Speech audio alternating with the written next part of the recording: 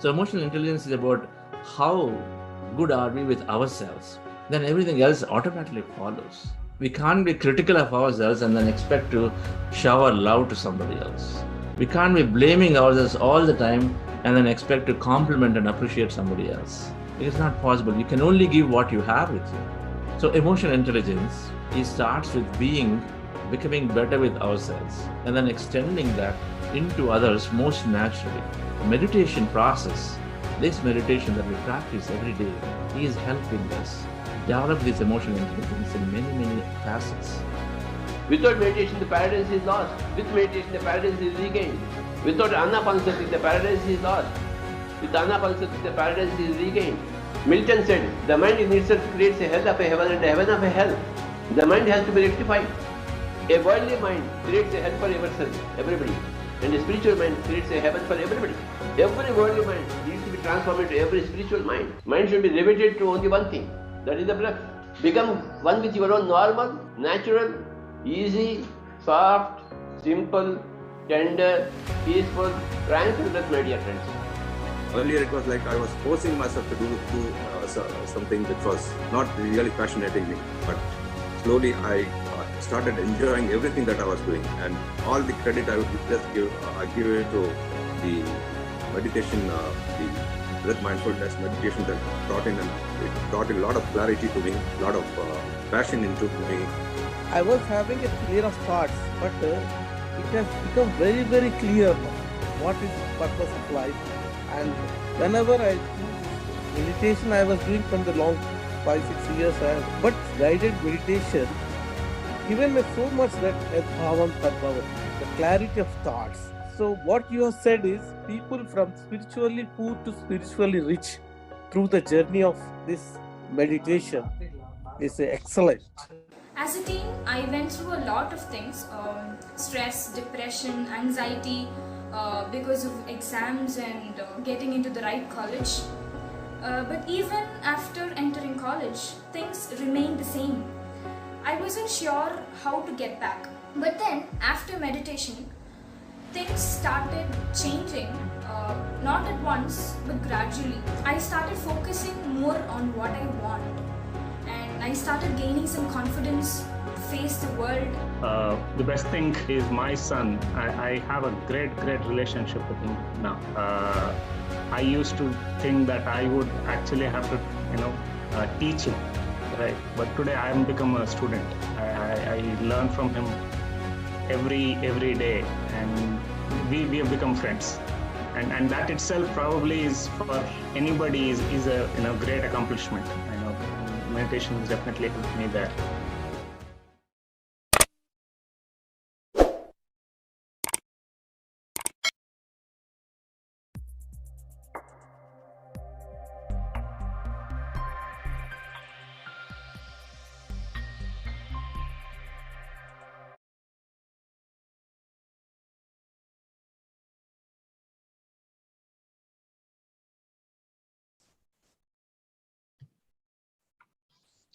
Good morning, all masters. Good afternoon and good evening from everyone connecting from different parts of the world.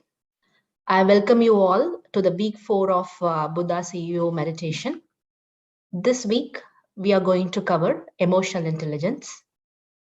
And first of all, a great congratulations to everyone who joined new and crossed 3 weeks with amazing insight and self-love, self-care, and understanding what meditation and how you experience meditation for the first time. And for other masters who have been here from the time the meditation started, thank you so much for adding all the vibration support to everyone around here. So this week, we are going to cover emotional intelligence. I would like to hand over to Chandra sir for the session today. Thank you, Komalpriya. What does meditation mean to you? A brief about yourself, please. Sure, sir. Myself is Komala Priya. I'm connecting from Toronto, Canada. I've been practicing Buddha CEO meditation from 2020 September. So what meditation means to me is it made me to understand who I am, how to process my emotion, how to get along with everything around me. It could be even plants, it could be family, friends, work, and how to understand my thought process. Like prior to which I felt that every time when I'd be high on emotions, I'll be blaming the circumstance for emotion. Rather now I could understand what I can change to get things right for me. And then getting right for me, it is about the truth. So meditation means truth to me, and meditation means amazing to me, sir. Meditation means truth. Meditation means no blame anymore. Thank you, Komalpriya, for joining and then going to be the host for this week. Always wonderful to see you coming back again and again. And then, of course, you're doing your bit of promoting this wherever you are. Happy morning, dear friends and masters. Great afternoon and wonderful evening.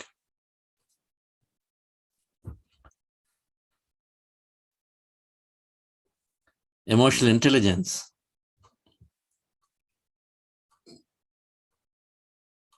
is about staying in control of what we are doing, of being in track of what we are doing without getting deregulated through any circumstance. One of the biggest challenge for lack of attention is emotional deregulation. That means we suddenly get derailed from what we are doing because we do not have the lack of control of our emotion. A co-worker triggering of something, an unexpected guest showing up, somebody cutting across while we're driving, a huge credit card bill coming out there.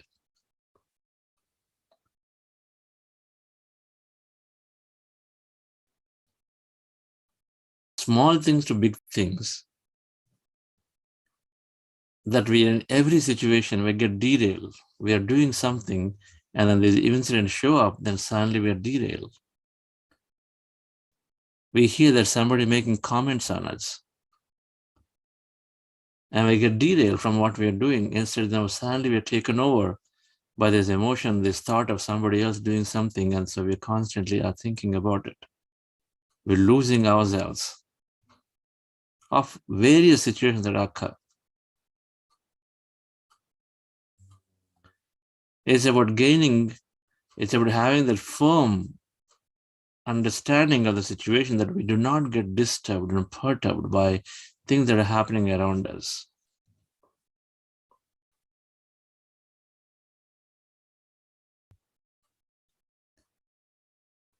Emotional intelligence is about that self-love, that you are always respecting, recognizing yourself.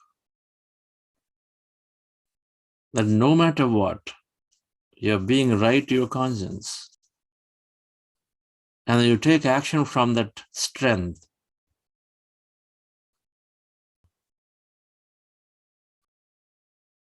People may put us down in a way, may know, may not know. They may be doing out of ignorance, they may be doing intentionally, it doesn't matter. Situations may appear like, the situations that are appearing, they may appear like, we messed it up significantly. It might appear that way. We might have done that too. But there's still being, and then having the self-love that we are, at the end of the day, we are the consciousness, we are doing our best at any moment. And so it is okay. And then having that consideration for ourselves. Rather than seeking validation and all that from somebody else, and always having the strength to recognize ourselves and so be happy with it. Others may do, may not do, doesn't matter. If they do, it's bonus.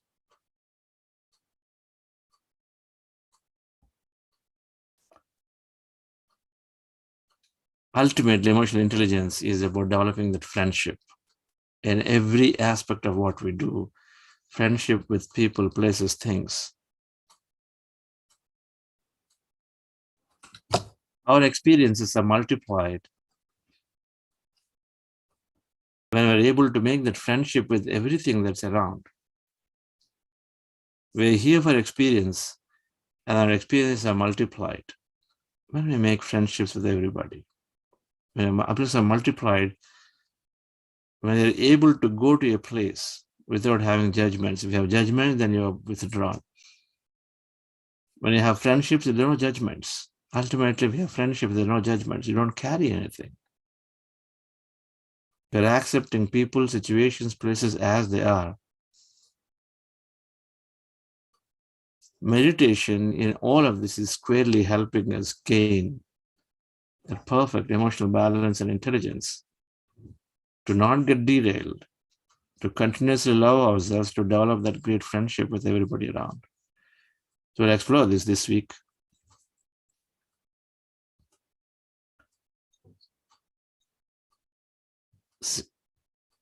As much as possible through science, and then definitely through examples, to understanding of various meditative experiences. Let's go into meditation. Once again, dear friends, definitely we are midway of the program. 3 weeks is a great time, is sufficient time to shed a lot of past limiting thought, a lot of redundant thought, a lot of experiences that are unwanted that we're carrying.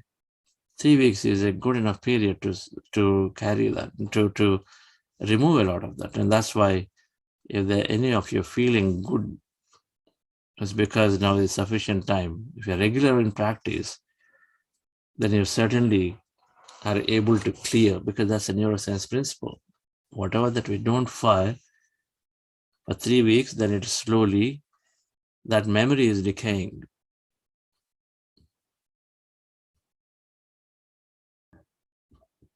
And meditation helps us to not fire things that are unwanted.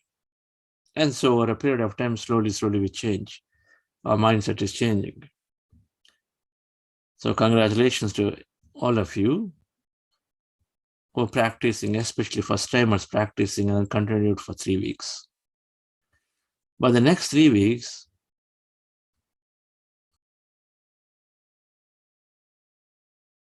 the benefit may appear little, but then it is working on, is making refinements. It's making refinements. It's that 90-20 rule, or 90-10 rule. 90% that you are getting or 80% you're getting in the initial days, initial effort, and then afterwards the rest of it takes time. The smaller things you're able to cross over, but the larger ones it takes time. So the next 3 weeks are going to help to cement this strongly as a practice for you, and then works on those deeper memories that need to be melted little by little. So those who are not looking for shortcuts are then hanging on and then continuing with the practice to finish this 40 days. And there are many here who are continuing a second 40 and a third 40, because for them meditation is no longer a tool to get something done that you're putting in a pocket, learn it and go. Instead, for them, meditation is a practice, it's a lifestyle.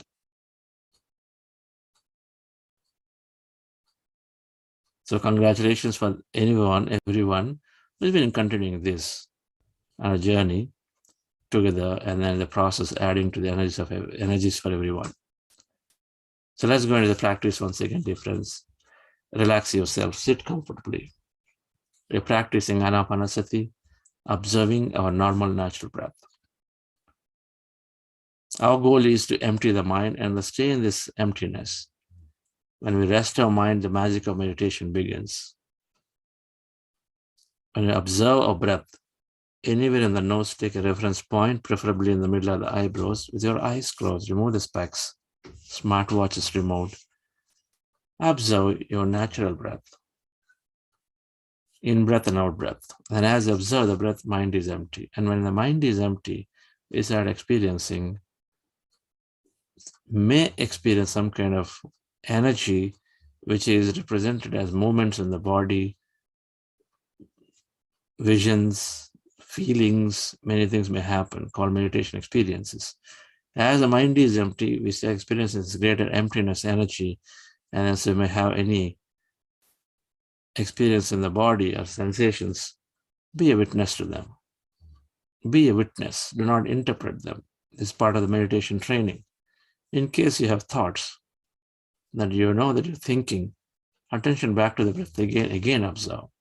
And as you observe slowly, again, our mind becomes empty of the thoughts, and then again start experiencing emptiness, and be with that. Our goal is to be in the empty state of mind for as long as we can. But thoughts are common, thoughts come, attention back to the breath again when you see thoughts.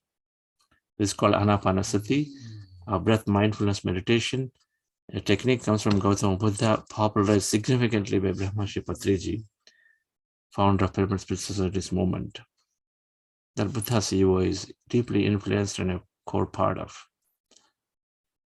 So let's go into the meditation. And before we do this Ana-Pana-Sati practice in something called heart elevation process to slow the brain down, relax yourself, dear friends. Just follow my guidance for heart elevation.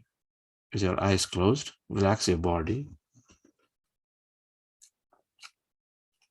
Relax yourself.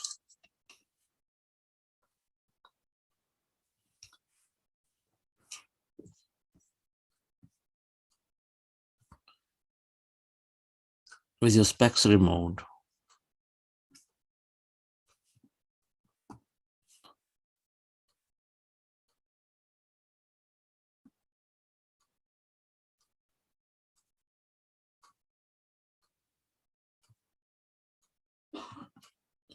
scan your body from head to toe. Relax every part of your body.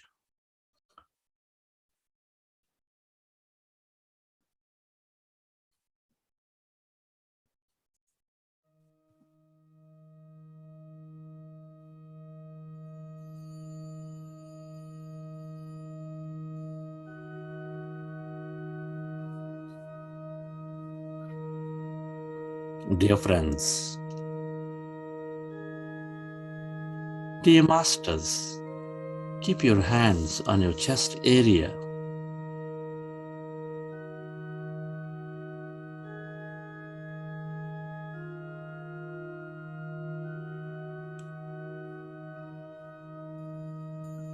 Rest your attention on your sacred heart.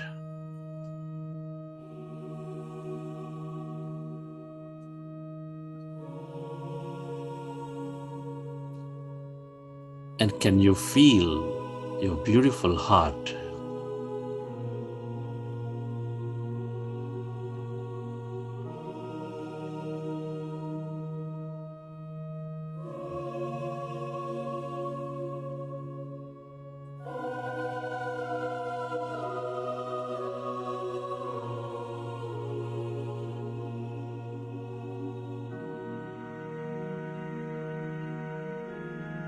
Feel your sacred heart, that seat of all emotions. Connect with it.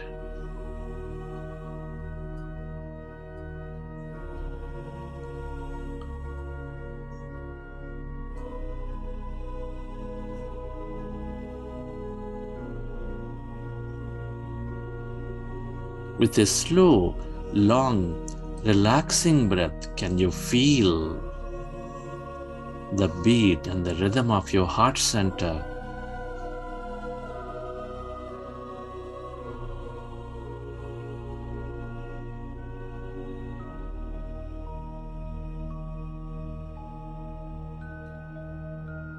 Which is nurturing all life with its energies of love, joy, gratitude.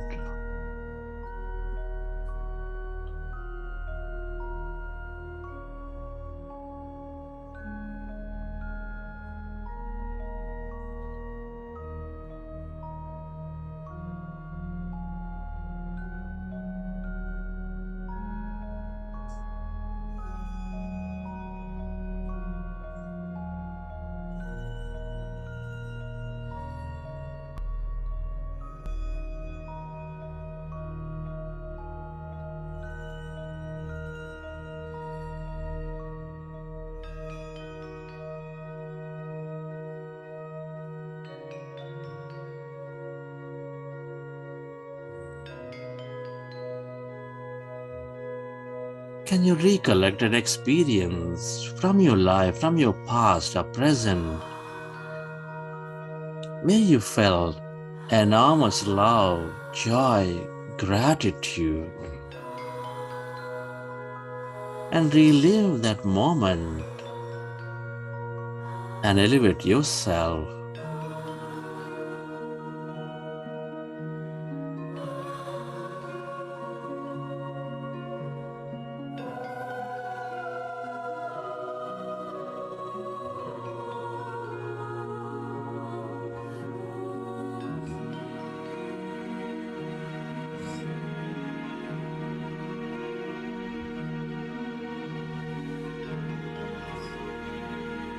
Relive that moment of love, of joy,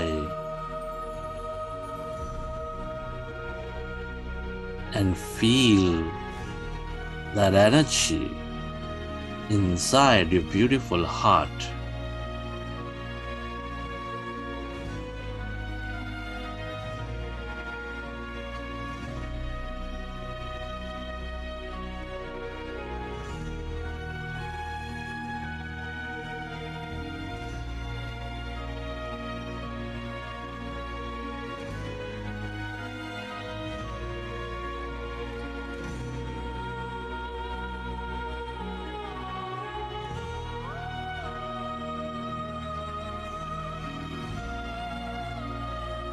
Feel it, dear friends.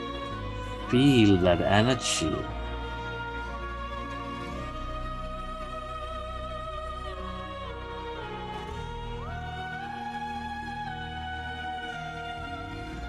We are all deeply interconnected. Deep inside, we are specks of energy.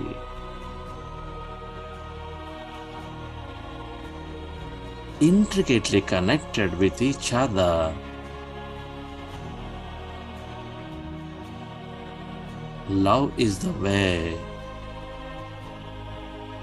Gratitude is the way.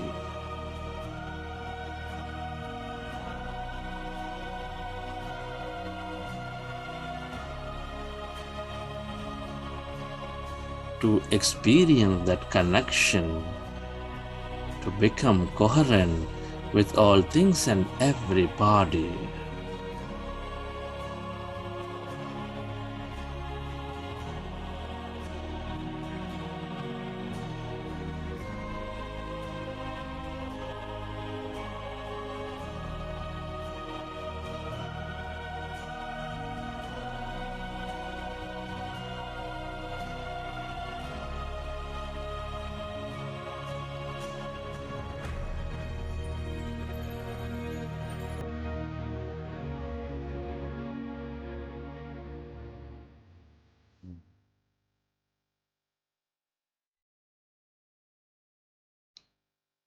And slowly, let's go into breath mindfulness meditation with your fingers into fingers,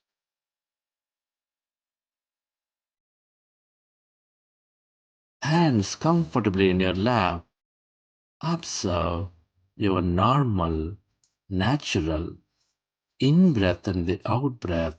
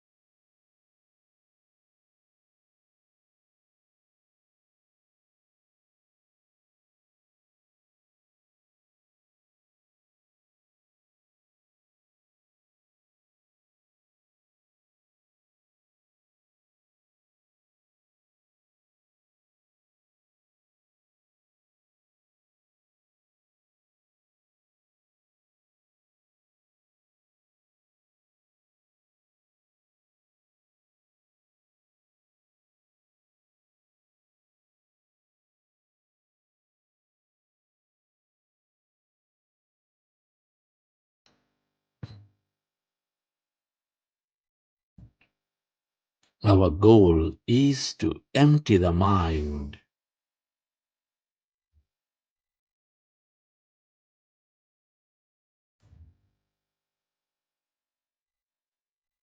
When we observe our breath, our mind becomes empty.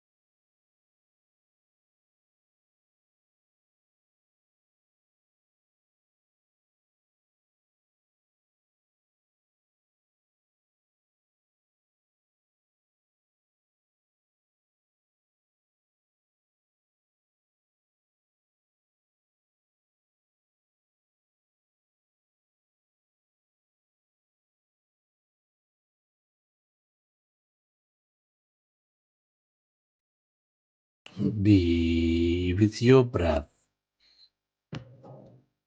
Become one with that in breath and the warm out breath.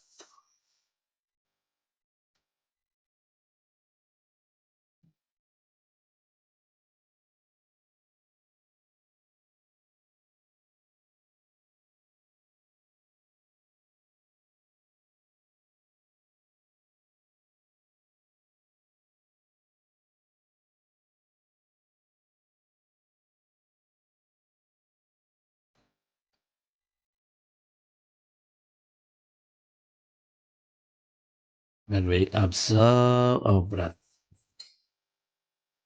our mind becomes empty.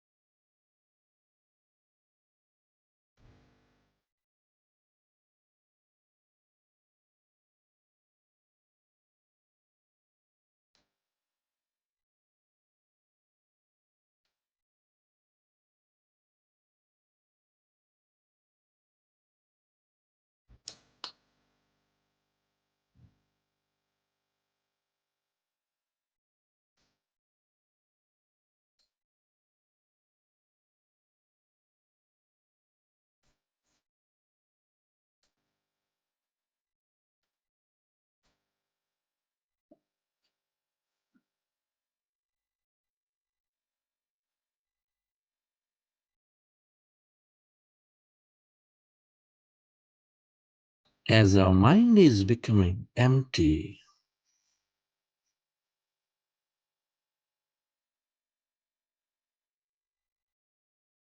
we experience that greater emptiness, that energy.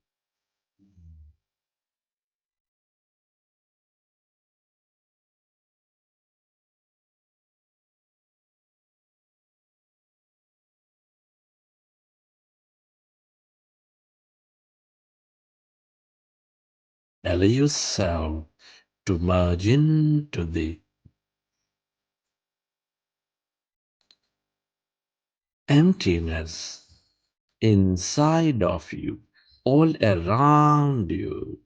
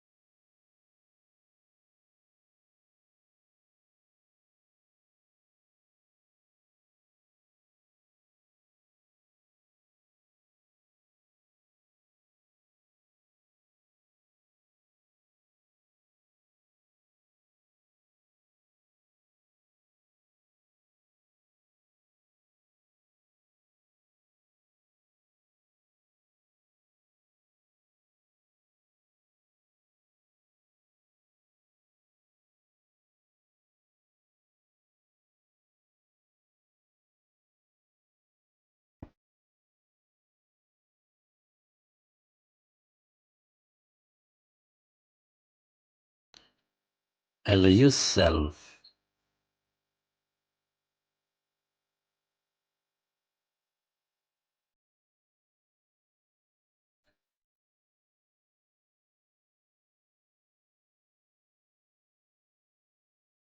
to slowly become empty of all thoughts in your mind and allow yourself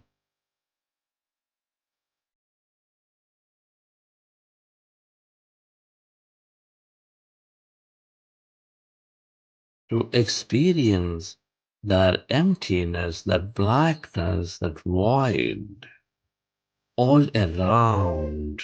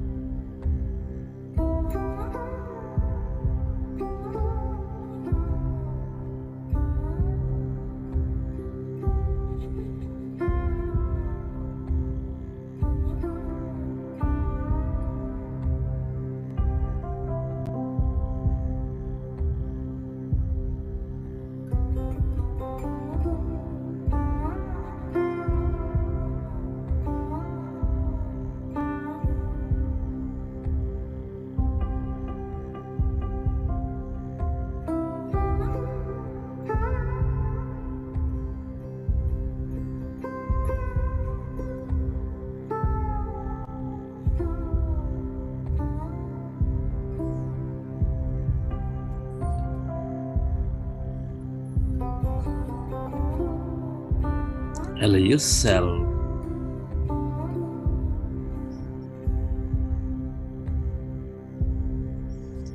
to experience that emptiness where there's no body, where there's no thing.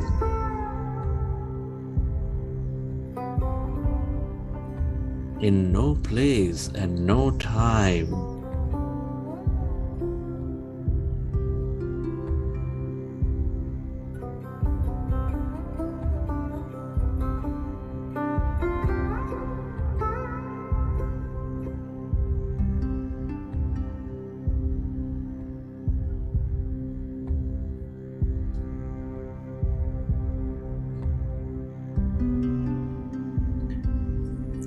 Become aware of that emptiness, that blackness.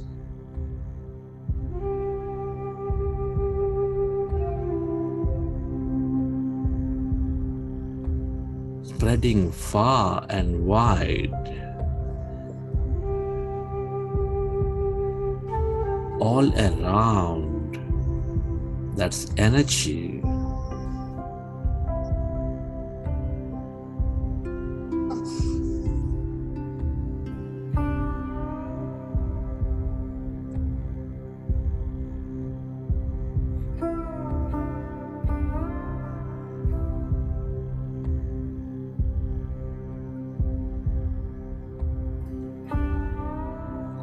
All emptiness is energy, that unlimited quantum energy field, that consciousness.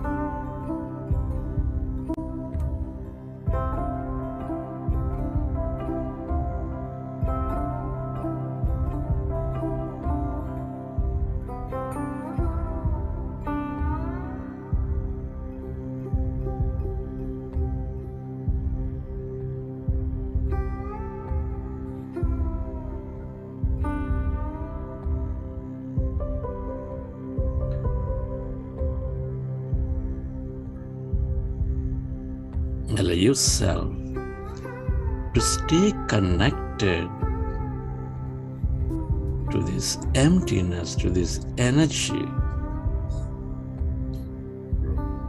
that field of unlimited.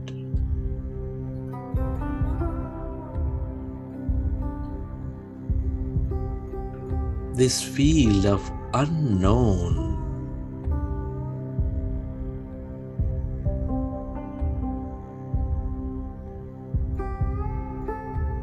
The longer we are with it as no body, as no thing,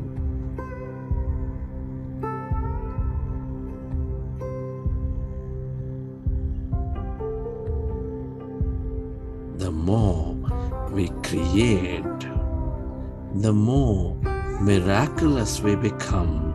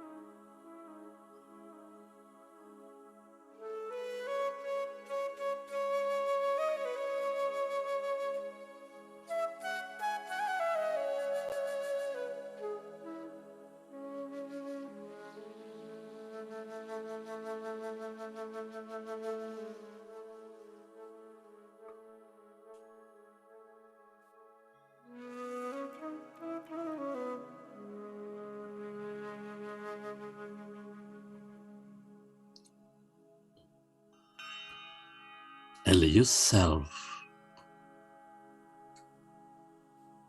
to stay connected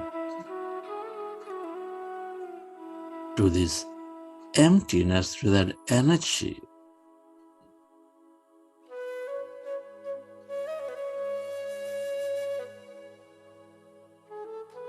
That consciousness, your divine self.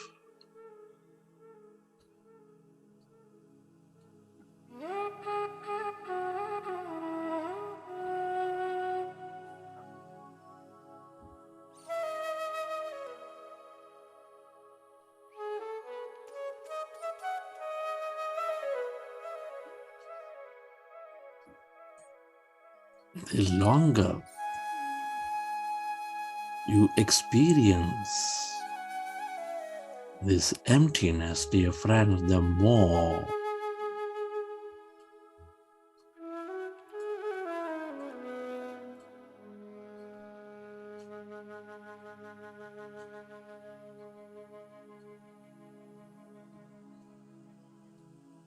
you become whole, you become one.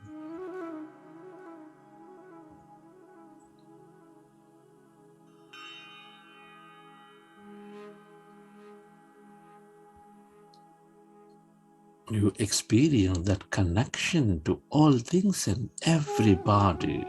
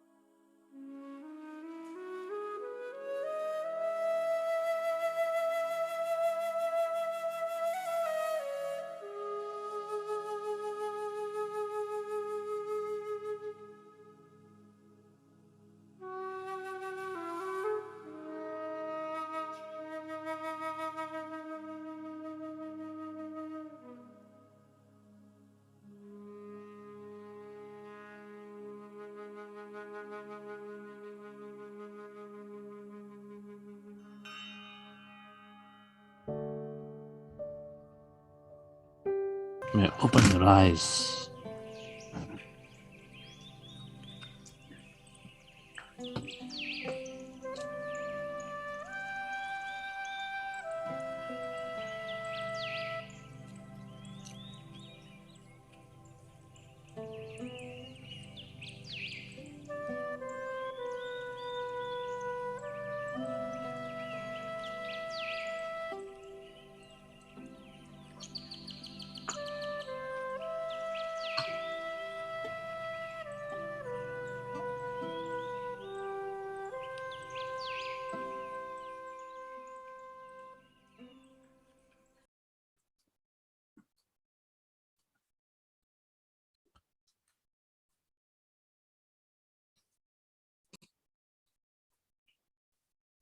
Okay, friends. Hope you enjoyed the session.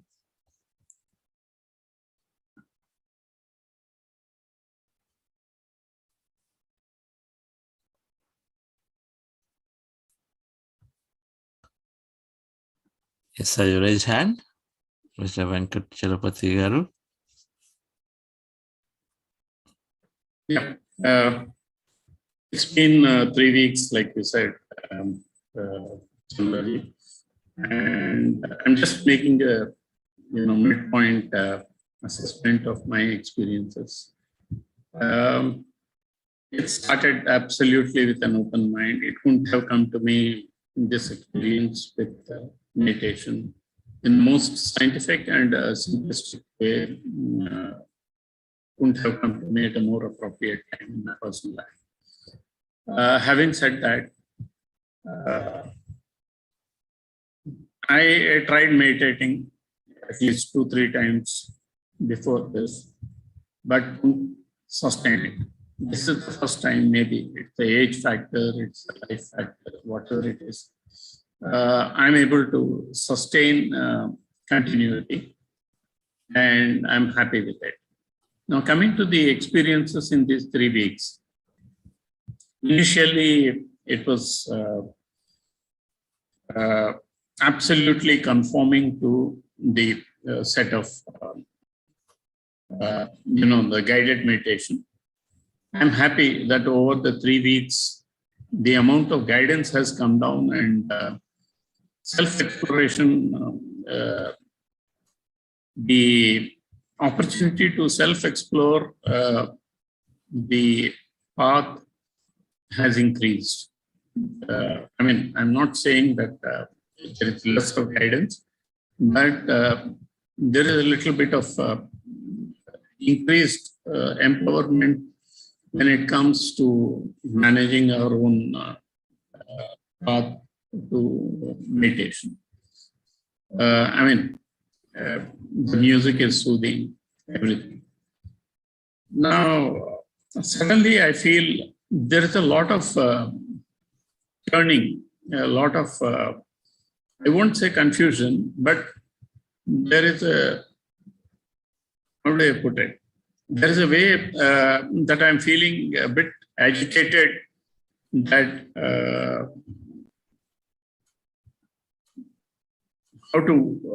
where am I, and where should I be moving from here? This is all that I have to share. It's a state of, I won't call it confusion, but there is a churning that is taking place. I'm feeling more calm. And I know it's not a tool, it's not something, it's a journey that I have, committed to.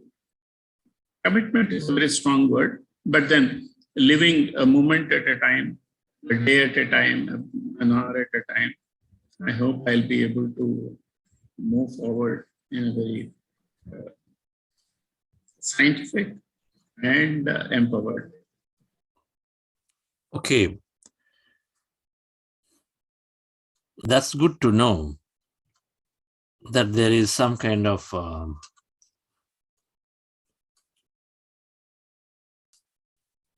not confusion,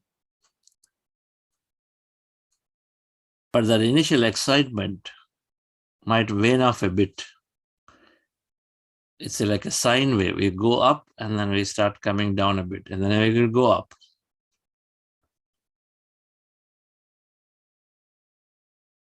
Initially, for the first times that we start doing meditation, so there is a tremendous amount of change that we will see. That calmness, everything is new. Everything is new. Suddenly there is calmness, there is peace. You start experiencing something out of the body. There is a lot of curiosity. And so many of those are there. And so it builds up quite a bit. So it is like that initially, and then afterwards, as we finish that period, now there is potentially some kind of expectation that is building up. Okay, if I have done this last 3 weeks, I'm this much. So now now it only should get better. There is that expectation which may not necessarily match because the meditation experiences are unpredictable. Then there is this now, the other part is that as our feelings get better, as our feelings become more stronger, now we will be challenged with taking those decisions to implement. Now, in meditation, your feelings are stronger to go and express, take those calls differently.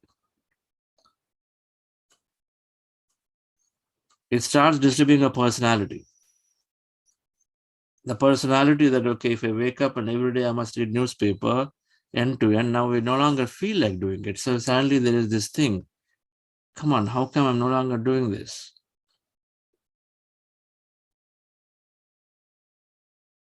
Small things to big things, then we start seeing the difference where we no longer may be doing what we were doing earlier, or we feel like expressing strongly one way or the other. So we start finding it, suddenly you may not have interest to eat food or look for food the way you're having before, initially.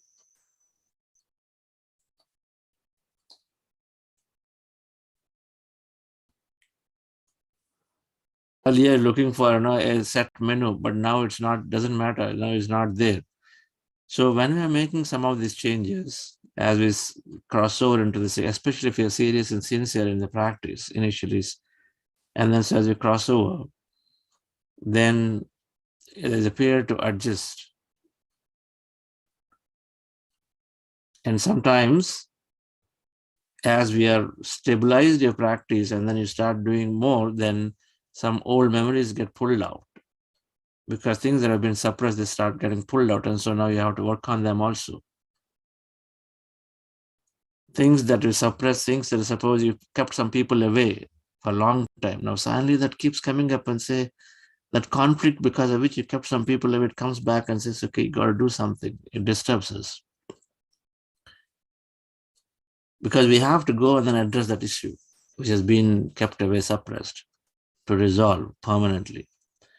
So some of this can happen. But then we just continue. And then we slowly start switching to that regime of listening to your body, listening to your heart. You may no longer sleep fully. You're not feeling sleepy. You're suddenly waking up in the morning. And so then, what is it? My sleep is getting disturbed. Is the mindset that we make, but we have to switch to the mindset that your sleep is adequate. Meditation is helping you to now save that extra time. You got already sufficient sleep. So now switch to this new regime of listening to the body as opposed to listening to the regime of 8 hours, 9 hours sleep. So all these changes we'll have to start making. Talk to your facilitator regularly what's happening. There are facilitators of the group, so talk to them, they can support in the journey. So be a little more specific of where is that disturbance that may be there, or a little bit of vegetation, whatever that words that you're using, right? Everyone goes through this. But I can tell you, I can congratulate you if you're going through this phase, then it means you're very sincere in going and trying to do this. Yeah.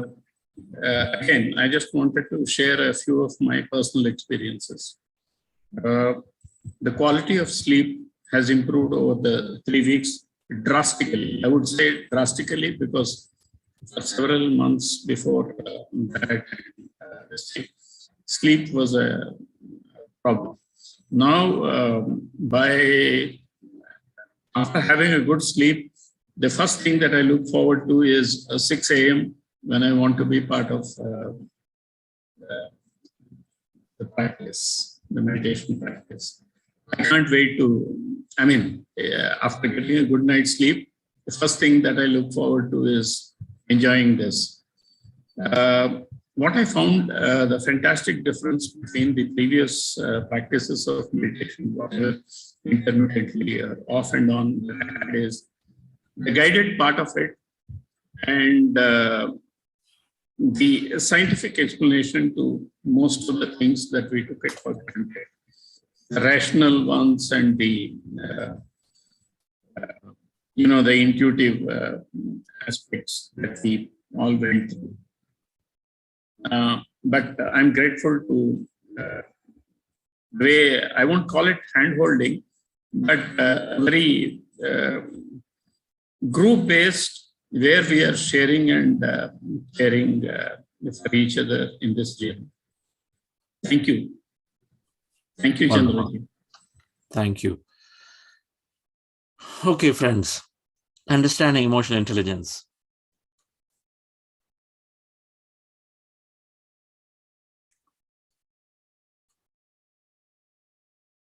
Let me put up a few slides.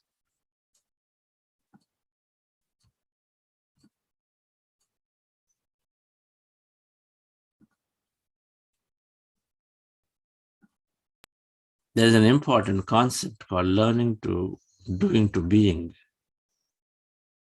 in quantum model. Let me get the for my laptop.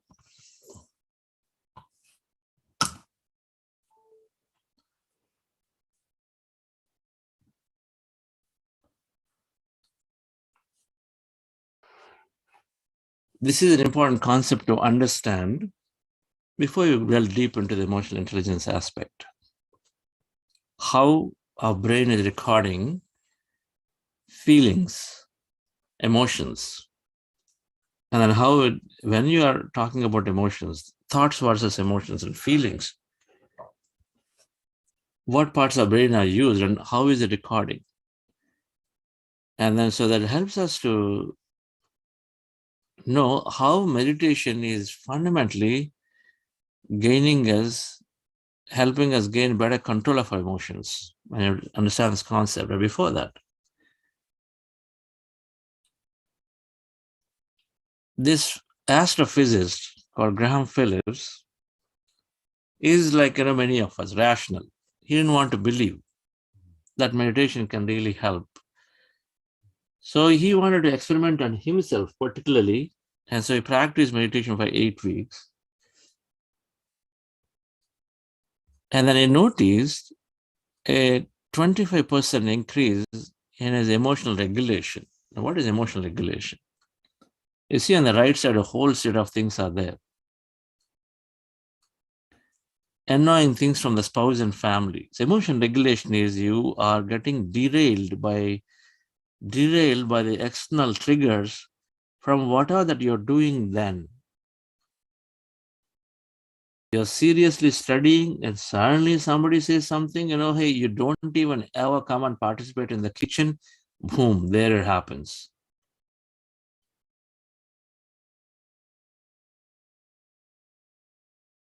Traffic jams, news stories, which are just giving programming, right? Suddenly we get derailed. We see that, okay, there is some accident took place somewhere, we get derailed from what we're doing. We say, oh, is that true? What happened here? Our health challenges, they pull us down. So suddenly we get derailed. Normally you're very seriously doing something, and then suddenly that muscle pull that comes back, that pain, and then so you get derailed again. Say, oh, my body, oh, this is like this. I just can't get over this. And then so we stop doing what we're doing, and instead we go on into some other mode. A lack of money challenges. Every month you're counting towards the end of the month, there is complete derailment of what we're doing because you're counting financial pennies, and then many things are happening because the financial challenges are there.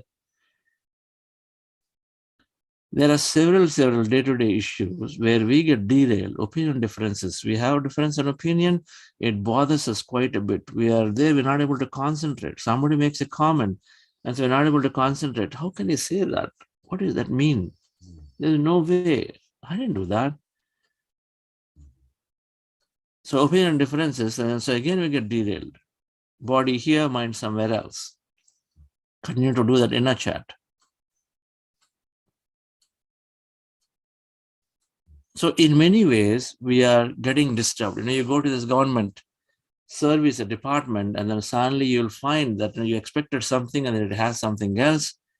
that service is so poor that you feel, or any department, forget about government department, these days, it is there in many places. If you feel it is there, where it is there, then suddenly now there's expectation mismatch, so you are no longer in the way you're what you're supposed to do, whining and complaining. And then we try to make phone calls and say, hey, how do I just influence this thing? Completely start doing different things. So emotional regulation is to not get perturbed by any of these events and then still stay focused. Our thoughts are distracting, and then these events are also distracting in a bigger way. When we talk about focus, and to put our attention on things that we really want, then we need to become highly emotionally intelligent, highly emotionally regulated. Only then, because every time you get distracted from these emotional disturbances, then you are losing a lot of time. Thoughts that way, unwanted thoughts, you are getting distracted, you're going to pull yourself back pretty quickly with awareness. But if you don't have emotional intelligence, if you're emotional derailed, then sometimes you lose hours and weeks and then time, right? And so we're losing a big part of our time where we should be setting our attention on our goals and targets instead of actually doing something else. Now, worst yet, and then when we are distracted by these emotions, and we understand how the neuroscience is working, the brain is working, and the more you distract by an emotion and the feeling, which we are reliving a new feeling, a new emotion, then that is then becoming that much more stronger because of the brain's functioning. Which means we'll continue to get derailed more and more. We understand that part. But the point is, Graham Phillips, when he did this, he did research on himself, on him through people, but he found amazing in 8 weeks, 25% emotional intelligence increase. Brain responses increased by 50%. So many more things. But in the context, in 8 weeks we are there, and then if it is going linear, then you do your math. And so all we're talking is that, about 32 weeks, what is that?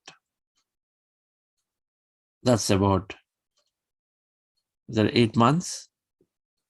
So about 8 months, if you're able to regularly meditate, then you're perhaps there, 90%, 95% crossed over, and then gaining a perfect emotional balance.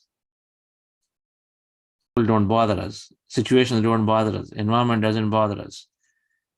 Not that we do become insensitive, but we are sensitive, but they don't get dragged into it. We take action, and then we come back and then do what we're supposed to do.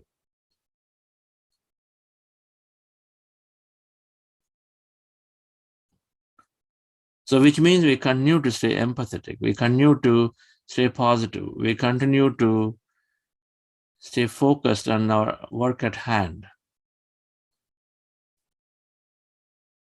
So let's understand a little bit of neuroscience to say how meditation is helping increase emotional intelligence by 25% in about 8 weeks of practice, right? So our brain divided into 3 areas. This is perhaps the first time you've seen this slide in this program, which we mentioned in the past, that there is conscious mind, subconscious mind, and then we have a little bit more. Instead of unconscious, you can better write this as maybe superconscious. The learning brain, alternate names, are the doing brain and a being brain. A brain that learns, a brain that keeps practicing, a brain that becomes of it, right?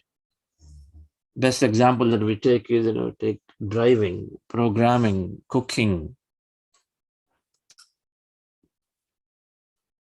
All of these are where you initially learn about it. So there is a circuit formed in your brain because you're learning about something, neural circuit.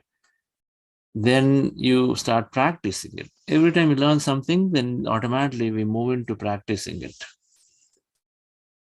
So we need to practice it enough times to make it strong, to really learn that skill, whatever that is. Okay. And then the more you practice it, suddenly, if you're doing driving, initially you'll take time to understand the process. You'll actually measure, you count, you'll decide, you think in mind, and then you take a turn when there's a right turn, a left turn. If you have to brake, you'll think in mind before you actually brake. Oh, am I doing the left pedal, right pedal? So all of those thought process will happen, and then you do it. Cautious. It takes time between the time you think, the time you brake. In doing time, that's what it is. You are still practicing. There is a time gap between your thought and an action. So you keep doing, and so you repeat and repeat, and then it becomes a subconscious program, and then after a few times, then it becomes an unconscious program, things that happen automatically. It's an autopilot program. The being brain is saying there is autopilot. You no longer have to even think. There's no time gap. The moment you see that there is a roadblock, you just hit the brake pedal, and then it happens, all happening instantaneously. You mastered the skill, you gain it, so you become of it. That's called the being brain, autopilot. So the three brains, so learning to doing to being, is everything that we're doing, everything that we are learning is going through these phases. We learn, then we practice, and then we become of it. It becomes part of our life. Now, this is happening for everything that we experience. So, if there are constant altercations at home with people, then every time you experience it, then it is going the same process. And so, with the regular altercations with people, regular arguments with people, then you slowly, every time you experience something, you keep judging, you keep forming some opinion.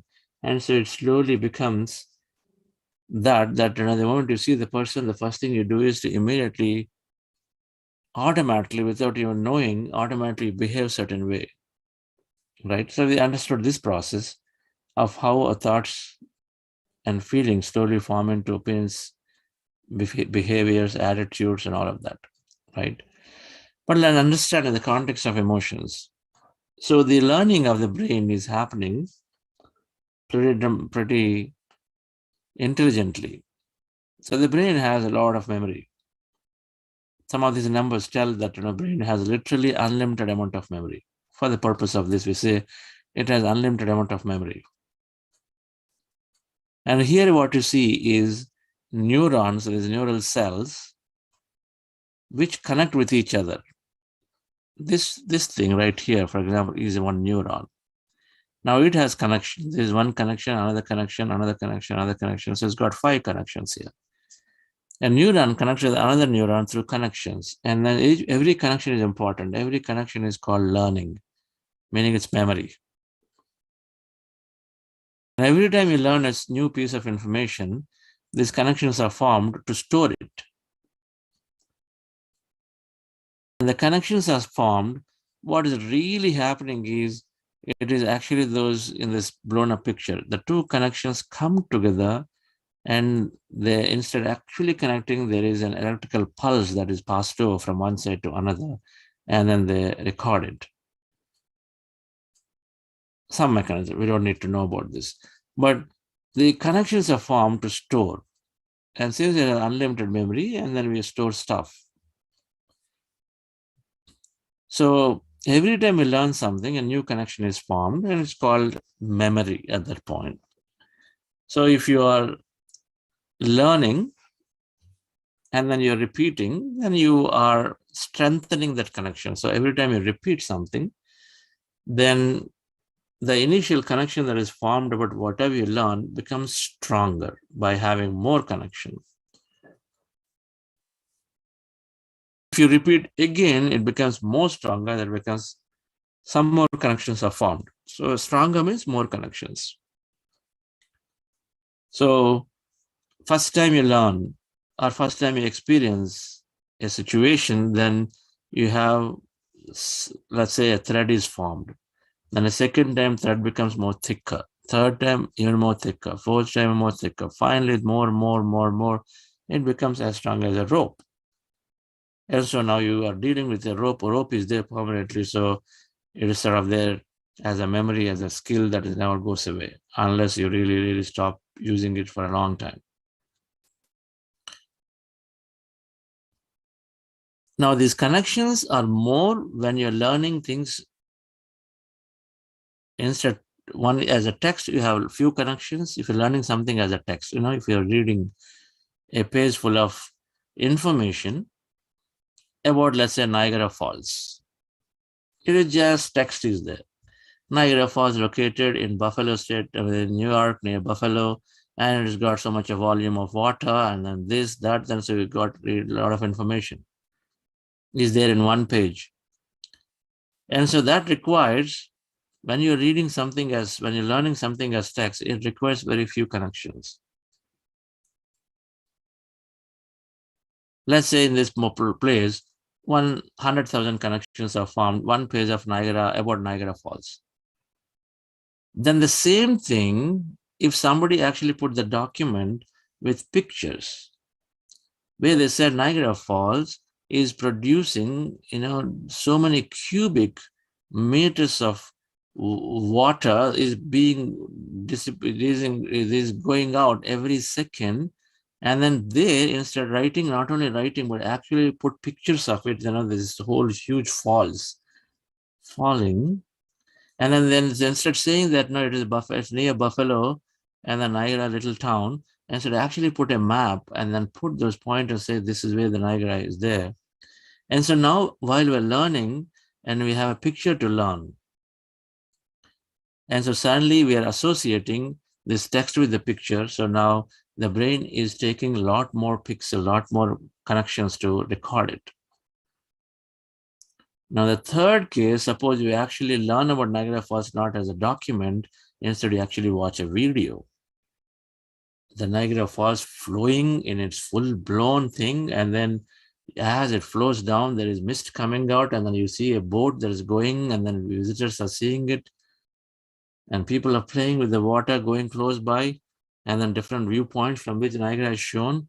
And then while it's shown on the screen, you're seeing this is an incredible waterfall, just produces so much water per second, unbelievable creation of God.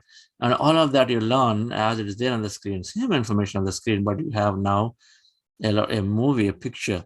Now what it is doing is a video is evoking a lot of feelings into us. We are awed when we are seeing this incredible amount of water coming down.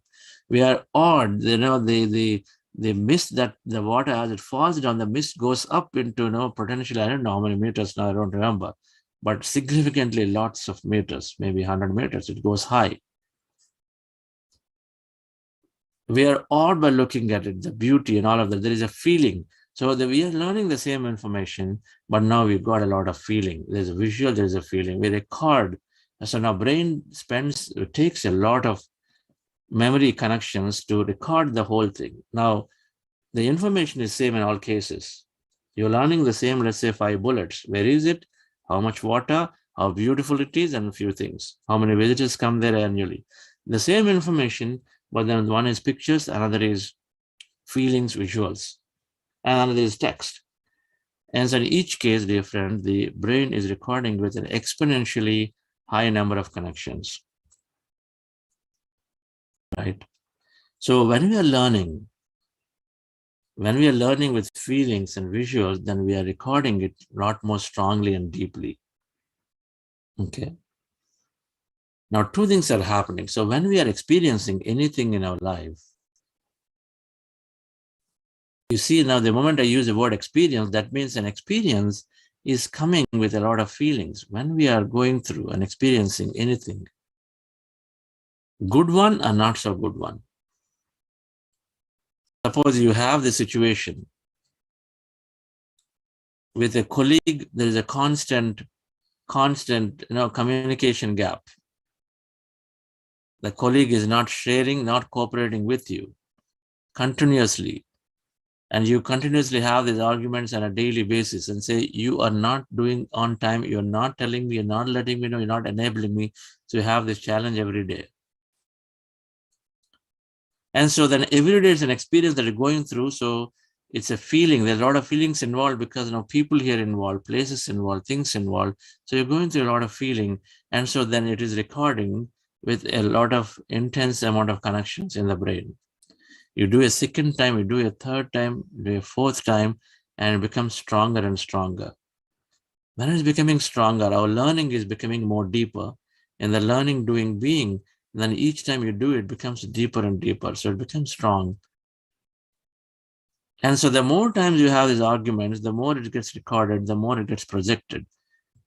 Because the subconscious programs are always projecting. And so the more connections you use, that means it's strongly recorded. And so the more stronger it is, the more it projects. And so the more you attract the same situation. Emotionally attract the same situation. But let's say you are at the same time while you're doing it, now you're coming to meditation and you're practicing meditation regularly. Now you start hearing some good things. We talked about this book called 4 Agreements. The 4 Agreements says that don't take anything personally. Don't take anything personally. Have a discussion with that person, and then have the discussion with your manager, colleague, but have the discussion, but don't take personally things that, no, okay, just because you're not cooperating, so your life is coming to an end, your job is coming to an end, your career is coming to an end. And you carry it. They say something and say, hey, you don't know anything, that's why I'm doing it. They use these words and we take really personally. And it says, don't take anything personally. So you start practicing it. You start practicing it and says, oh, that's true. Why should I take personally? Because it's an experience that I'm going through. And then eventually there's a system that is going to resolve itself. I need to do the right thing. I'm going to the system, going to the managers, I don't know what of HR. But I don't have to take personally things here. Maybe it's ignorant. Many times people behave differently. So I don't have to take this personally. And so you start practicing it. You feel good one time. Second time it happens, and then you practice even more. Don McGuire does a great job in explaining about these concepts in his book, 4 Agreements, that Monica Bosi was talking about yesterday. I listened to your experience, madam. And so we do this a second time and a third time. Now we are creating a new circuit. One side we've been experiencing from this colleague. Every time he's saying words, he's doing things, and then we are experiencing stuff which is not good. We don't really like it. It's unpleasant, but it's becoming stronger. It's stronger than we are going and then telling our spouse, we're telling our friends, this guy is just been such a problem for me, and then I keep repeating it, and so I keep reliving it, so it's becoming more stronger. Every time we relive, it becomes strong. We don't recognize it, but we relive it. We talk as if it's a great story, not knowing that we're doing great disservice to ourselves because we're making it more sticky in a subconscious. That means it projects. That means before you know, the moment you see the colleague, it immediately comes back, that memory comes back because it's a signal, and then our body is conditioned. So that memory comes back, and our body changes reaction. You get emotionally deregulated. You also readily say something to that person before they say something. So this is same is happening. But then now you have to start practicing. Don't take things personally, thanks to Don McGuire. So you have to do it. And so now you are installing. First time you did it, you felt good. Oh, so you felt good that you're empathetic, and then you're no longer taking it, and then you instead walked into your manager's cabin and talked about it. You felt good about it. Don't take anything personally. So when you felt good, your new experience got recorded. And a second time you do this, again, practice it. Next day you do practice it, and another experience gets recorded. Same, that feeling good. Now the thing is, when we meditate regularly, when you are seeing this colleague everyday basis, because you have a project going on for months, and when you see this colleague on an everyday basis, when you meditate, and the person who is not meditating, they have no option but then go through the same emotion every day to create more of it. But when you are regularly meditating, and where you're learning this new knowledge about don't take anything personally, which you're practicing, and as you practice, you're sharing with your colleagues, other people who are also meditating, they're also sharing their stories about this book. And so each time you hear a story about how good it is to not take things personally, then you're recording that thing with their feelings as they narrate a second time. And then you're reading about it, others' experience a third time. So as you meditate and as you learn newer things, expansive things, you're also equally recording a good experience elsewhere in the brain. Unpleasant experience getting recorded, but good experience also elsewhere in the brain. So now you have two choices next time the situation occurs. The next time the situation occurs, the brain has two choices to decide. Should I take it personally and then go off into the same hole and then have these arguments back again? Or I have this experience of feeling good if I don't take personally. And so the brain has two choices. And then a regular meditator, dear friends, are able to get this meditation, gives that spark because it has that awareness. It brings that awareness. It gives that spark to and says suddenly, you know what, you can go and then again argue or feel bad about what situation is going. But tell you what, now you've got another option. You can feel good. Don't take things personally anymore. The person is still ignorant and he still doesn't want to cooperate, but don't take things anything personally. So this response comes back because it says, if you take this response, you feel good. You're still where you are. You don't get bothered. You can still go on to the next meeting without getting worried and then participate actively. It tells you that there is a better response. And so a meditator gets that spark of the newer information they're learning, newer experience that they're recording. It gets the spark. That's the difference. You have awareness, and awareness is helping you to pull, and all it requires is one spark. When the moment that spark comes and says, to tell you what, yesterday you heard about your friend doing it, so why don't you do this? And then all it requires is one spark. And that comes, then you hold on to it. Suddenly the brain is pulling everything around that. And so suddenly the lights go up all over your brain. Anything related to and not taking things personally, more pleasant experiences. So now you are actively ready to take the new response. Instead of an old response, you give a new response to the colleague.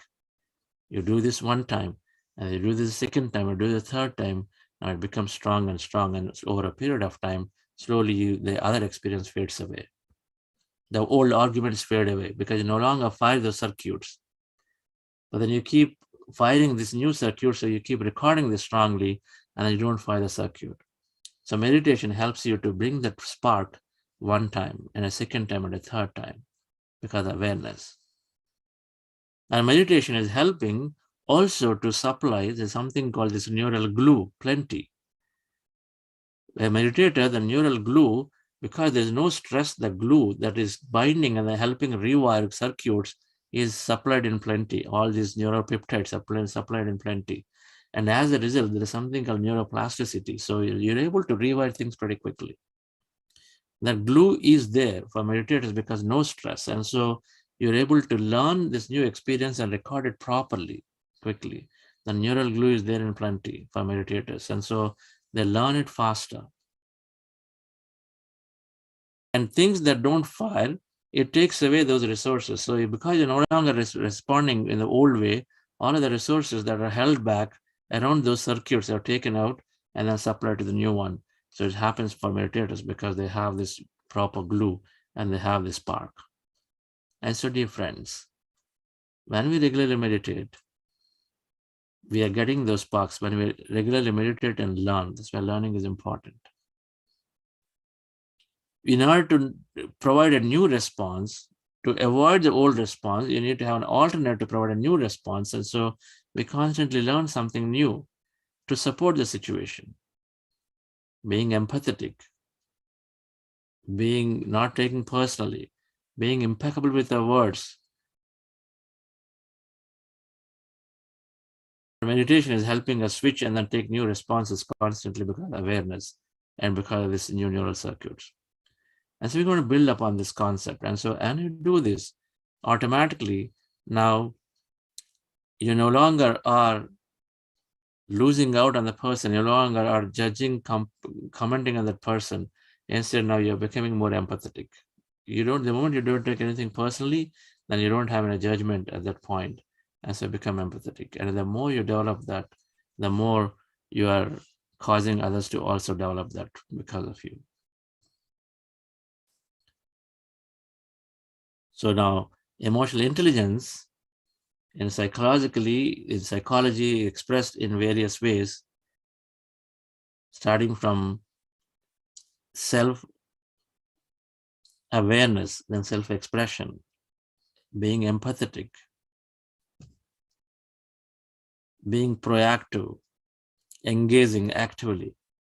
So we're going to understand this wheel of emotional intelligence on Wednesday's class.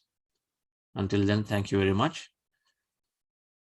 Wonderful to join and understand this concept a bit scientifically to some extent, and more examples at workplace on Wednesday and Friday.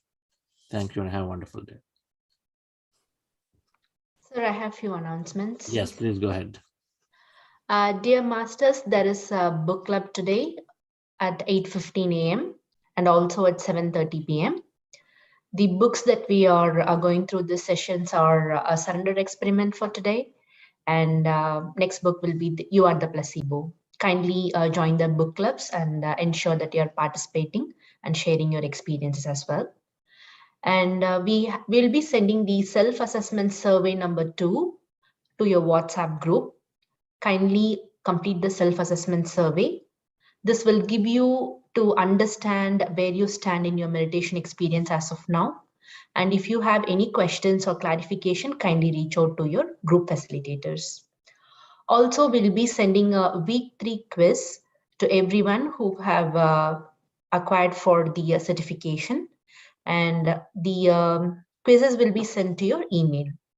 So for people who are requesting for certifications, you have to complete the week 3 quiz as well as the self-assessment survey. Thank you. Wonderful. That's a lot of them.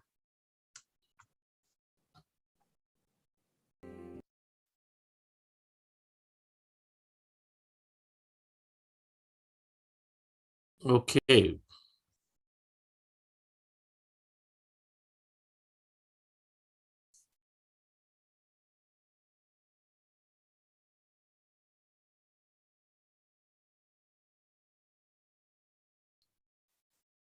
Questions. How about some questions today? Questions on your practice or anything that's been learned so far? Pinkan sir, you raised your hand. You're unmuted. Can you speak, please? Am I audible? Yes, you are audible. Go ahead, sir. Yeah. I asked a question to Chandraji that after 3 weeks of meditation, this little bit of turbulence. It's not about questioning the practices. It is not about questioning anything about it. But then there is a bit of anxiety in me to seek a few more things that have been introduced. Things like, there are so many paths of meditation that have been introduced to us at various points of time. Then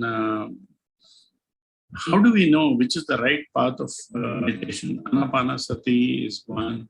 Somebody calls it something else. I think basically the path, any path that you take is good, but then with so many things which are exposed to us, how do we know which is the right one for us? I'm enjoying. You have to experiment by yourself. You have to experiment by yourself. Any amount of what others tell you is not adequate. There are 10 different fruits are there. Which one you like most? Which one you are deeply satisfied? You have to experience by yourself. I can tell you, hey, mango is great. Right? Ultimately, you have to experience by yourself. So you got to give it enough time, experiment it. What's the challenge? There's no challenge. There is adequate amount of data, so that's where we go into it.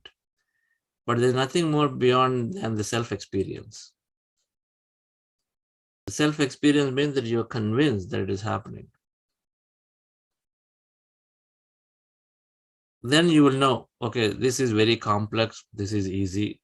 Oh, this one seems like, is giving me some special experience. This one is not there at all. You know it. As you practice it, you know. This one seems not at all harmful because all I'm doing is just this. And this one seems like, making me go so many unnatural things. This one requires very less time. This requires a lot of time. So you have your own comparisons and then you make them and then finally choose for yourself. If all that you hear from people is not adequate enough, because ultimately it's not adequate unless we have personal experience.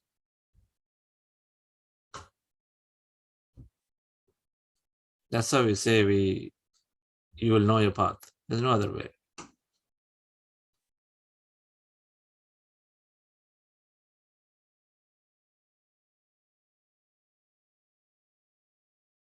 Yeah, my next question is, it's very personalized, this thing. Why am I more emotionally attached with people who are closer to me and I get angry with them, and good to people who are not personally attached to me, friends or with whom I don't have so much of attachment. It's only an occasional thing. I'm good to them. But then the closest of the circles, I'm not able to handle the relationships. Can you help me? What do you think is the reason?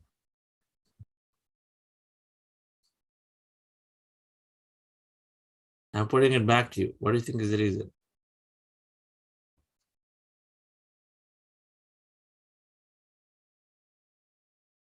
You're muted? Yes, please go ahead. Sir, can you unmute yourself, please? Okay. It is like this. I feel I have a power over them. They are obliged to me. That's why I feel that they have to listen to me, or I have more empowering relationship. Okay.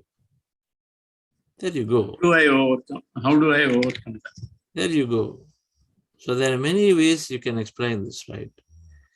But deep inside, you know that that relationship, which is founded on great friendship, is going to stay.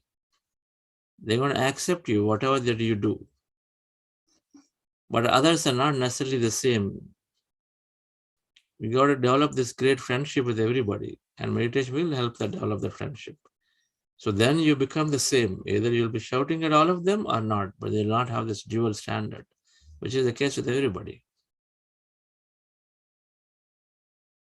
When we develop all our relationship to friendships, great friendships, a subordinate peer relationship, son and father relationship, wife and husband relationship, neighbor relationship, all of them will change into friendships. And when they do, then our behavior is common. And that behavior, of course, it'll change from person to person. It is only getting better, not trying to prove, not trying to override, not trying to dominate. Instead, it is only going to be more around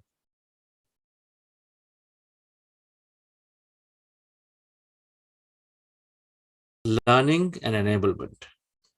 It's more on learning and enablement. This will change over a period of time with meditation.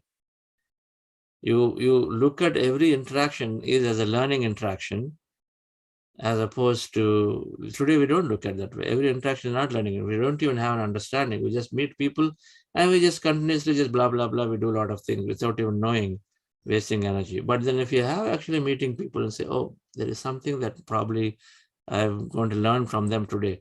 And so ask the right questions, and so get the right things from them, and so learn what is new. When we ask somebody what is new, they'll tell you what are 3 things they're doing new. Today I learned from Komal Priya. When we're talking, I asked, what's new? She said, sir, I made this murukku, which is not there before. Then I learned from my mom, so it just came out wonderful. Now I know that when I go to next time, I'll ask her to make the murukku. So I learned something new, that she can do good murukku. Instead of saying, how are you? Okay, I'm doing great. You're doing great. Has redundancy. There's nothing we learn from it.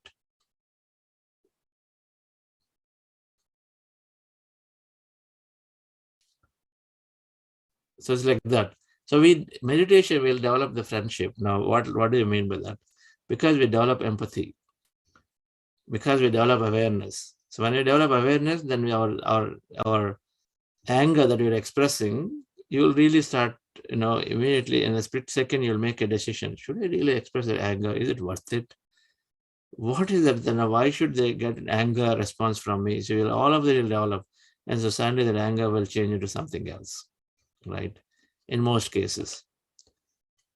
So it's like that awareness will take care of many of these things, right? We will learn more on this on Wednesday.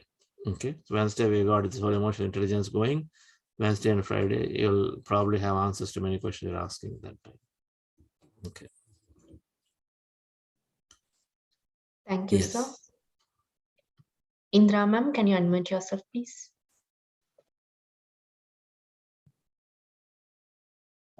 Sorry, I'm a man. Oh, sorry, sir. That's okay. That's all right. Thank you, Chandraji, and it's a lovely session. I have been having this question in my mind for quite some time. What is the difference between emotion and feeling? Emotion is in the body, feeling is in the mind. It's the two sides of the same coin. Emotion in the body, a chemical reaction. Feeling in the mind is an interpretation. I see. So is feeling not in the heart then? Well, mind and heart. When I say mind, the heart has a brain, and then this is a brain. They're all there. They're there in multiple parts of it. Wherever these glands are there, the feelings are there, all of them. Right? The feelings here, the feelings in the gut, the interpretation is happening from the neural circuits, wherever they are, but most of the neural circuits are here. Right? Okay. The interpretation is a feeling. Emotion is in the part in the body. So your heart, your lips, your gut, your hand shaking, they all are part of the emotion. Right? Your heartbeat changes emotion. But the interpretation of it is happening as a feeling that you say this is the feeling you're going through is occurring here. This is how we have to see. But they're the same thing that is expressed. When you're referring to emotion, there are certain things, change in the heartbeats, hand movements going faster, lip shaking, nostrils expanding, contracting. They all are ways of describing emotion, right? Now, these words are very interchangeably used. So different goes by the definitions of it, right? If you like this, I like this definition. So this is emotion, and then feeling is the experience of it, expression of it. And say I'm frustrated, I'm angry, I feel bullied. So this is, you give a word to it, and then it's interpreted by the brain based on what you're doing, how you have it in the body, what kind of emotion goes in the body. Okay. Okay, thank you. So can I take it that emotion is an experience we feel in the body, and the feeling is how it's taken up in the mind, how the mind reacts to it, yes? Correct. Because when mind reacts to it a certain way, it associates with a certain other experiences. So it interprets it as frustration. So now it goes and accesses all the experiences recorded labeled as frustration from the past. Now it pulls them back one by one, right? So the mind interprets as something of all the various emotional chemical reaction happening in the body, and then gives it a name, labels it, and so then now it goes and accesses all other labels of all other things that have the same label. So this is how we access. When somebody is doing something to you, now you access a whole bunch of related, similar things suddenly from the past, right? To feel more of that, to feel more of it, to experience more of that emotion in the body. Thank you, Chandraji. Thank you, sir. Chandra sir, we have a question in the chat from Sarala ma'am. She's asking like how our meditation is helping us to change our thoughts into the unconscious mind, taking our thinking brain, the thought into the unconscious mind. Okay. Yes, so a repetition is taking there. But meditation is when you repeat regularly, then it is slowly taking shape into the long-term memory. So repetition is taking there. But now meditation helps us to repeat less and take it there faster, because the rational mind is stopping things when you're learning. And so you have to keep repeating for it to slip through it.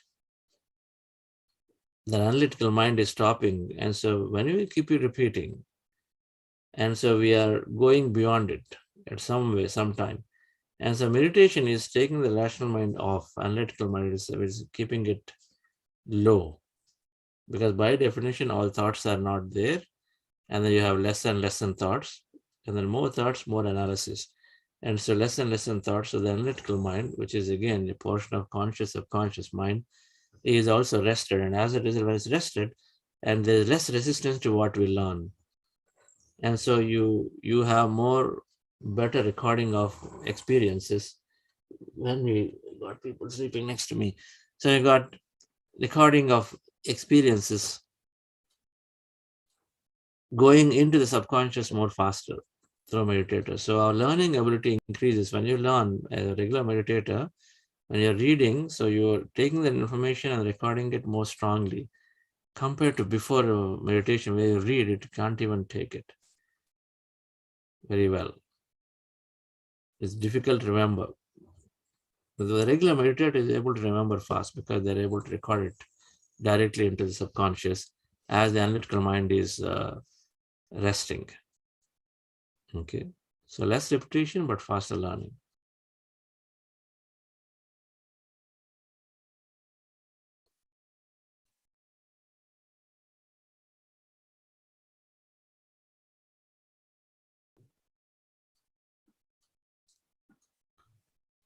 Thank you, Okay. sir. What else?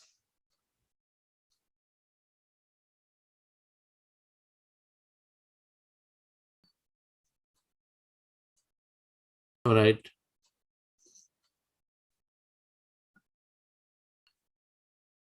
Sridhar, what's going on? Good, sir. Everything is good. Enjoying meditation. Okay.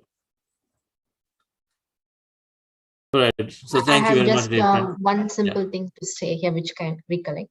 Yeah. In the book, You Are the Placebo, Joe Dispenza stated that our brain does not know whether we are really thinking about our past grief or issues, or we're really experiencing it right now. So that is when emotion comes into play. For example, if there is a game that will not work for me, or it wouldn't have worked for me in the past, we just think of the game or the failure or the event that happened. That emotion is just coming to the present situation. It's blocking me from taking an effort to learn the game. So through meditation, we'll be aware that is past and I'm no way connected to it. And current moment is the reality. I can change the next moment from now. So meditation gives that level of clarity through practice, and I feel that could be relative to the emotional intelligence topic that we underwent today. So. Wonderful. Yes, that's why we must read these books. Particularly anyone has questions around conscious, subconscious minds, you are the place if you go back and read. Somewhere in the middle, there are chapters talking about it quite in detail. So it gives more clarity. Thank you. Thank you all and have a wonderful day.